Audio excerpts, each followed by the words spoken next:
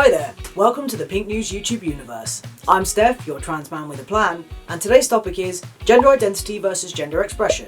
What's the difference? We're going to be taking a look at the way gender expression and identity interact, the difference between the two, and some common myths that need to be debunked. But before we get onto that, let's break down some basic terminology. So, what do the terms gender expression and gender identity actually mean? According to Stonewall, gender expression is defined as how a person chooses to outwardly express their gender, within the context of societal expectations of gender. Gender expression can be linked to the clothes you wear, how you style and cut your hair, or any other traits that can be stereotypically related to gender. Separately to this, gender identity is defined as a person's innate sense of their own gender, which for some people doesn't match up with the gender they were assigned at birth. And that's where trans people come in. While cisgender people are content living as the gender they were given at birth, trans people often feel a disconnect with their assigned gender. For example, I was assigned female at birth, and even though my gender expression was stereotypically masculine as a child, I was still referred to as a girl because of people's perceptions of my gender identity. Many transgender people have encountered this kind of treatment, which is why it's so important to talk about the nuances of identity and expression, and how everyone's experiences are different depending on how they identify themselves. This leads me on to our next point. How do gender identity and expression interact with each other? It's no secret that transgender people spend a lot of time thinking about our gender identity and our gender expression. And for binary trans people, the two can, and often do, overlap. This is why so many trans people find value in presenting themselves in a way that allows their gender expression to mirror their gender identity. For example, a trans woman may grow her hair and wear stereotypically feminine clothes like dresses and skirts in order to outwardly communicate her identity to the world around her. Having others' perceptions of you align with your gender identity can be extremely validating, especially after dealing with misgendering, which can trigger severe dysphoria. If you'd like a deeper look into dysphoria, check out our video where we discuss the symptoms of gender dysphoria and what it all means. And this isn't all just applicable to binary trans people.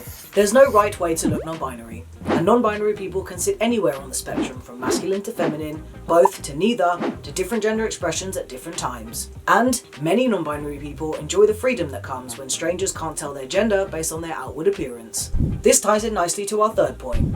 How do gender identity and gender expression differ? Gender expression can't always be relied on as an indicator of someone's gender identity. While many folks' gender expression does match their gender identity, this isn't always the case for both trans and cis people. People can, at times, find this confusing, and this is sometimes used as fuel by transphobes attempting to invalidate trans people for not fitting into the rigid gender boxes of a cisnormative society. But these boxes are much too small to contain the complex beauty of the trans community, and we cannot be categorized based on subjective things like hair or clothes. In the same way that cisgender men can wear dresses and still be men, and cisgender women can have short hair and still be women, trans people can also be free with their expressions regardless of their gender identity. And this doesn't make our identities any less real. It's also important to note here that neither gender identity nor gender expression can be used to determine someone's sexual orientation. There are as many ways to be queer as there are to be trans, and while stereotypes can be fun, we need to make sure we aren't relying on them as fact when it comes to people's identities. Speaking of facts, let's debunk some myths surrounding gender identity and expression. Myth number 1. Gender expression always equals gender identity. Like I said before, the way people express their gender does often correlate with their gender identity. But this certainly isn't always true, and no one is less valid because of it. No one has the right to dictate someone else's gender, and the only person who can label your identity is you. And you're free to express that label however you want. Myth number 2. You can always guess someone's pronouns based on their gender expression.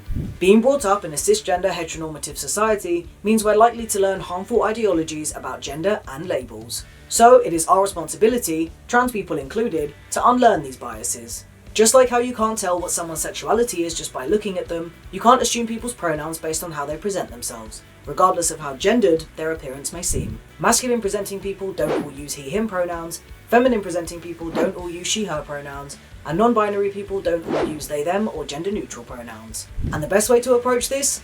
Just ask. You are much more likely to get a good response if you respectfully ask which pronouns someone uses, rather than assuming and hurting their feelings by misgendering them. Myth number 3. People can only use one set of pronouns. Dual pronouns have become more of a conversation in recent years, and for good reason. Many people feel far more comfortable using 2 or more pronouns as opposed to just one set. Even some high-profile celebs have spoken out about their gender identities and how they feel an affinity with multiple sets of pronouns. And this has been incredibly poignant and validating for the trans people who look up to them. And if you find yourself struggling to use dual pronouns for a person, the best thing to do is practice until you're a pro. Everyone deserves love and respect, and the most important thing you can do is support trans people as much as you can in as many ways as you can, whether that's people in your life or celebrities you look up to. So, there we have the basics of gender identity versus gender expression. Thank you so much for watching. We hope you enjoyed this video, and please subscribe to this channel for future content. Until next time, I'm Steph, signing off.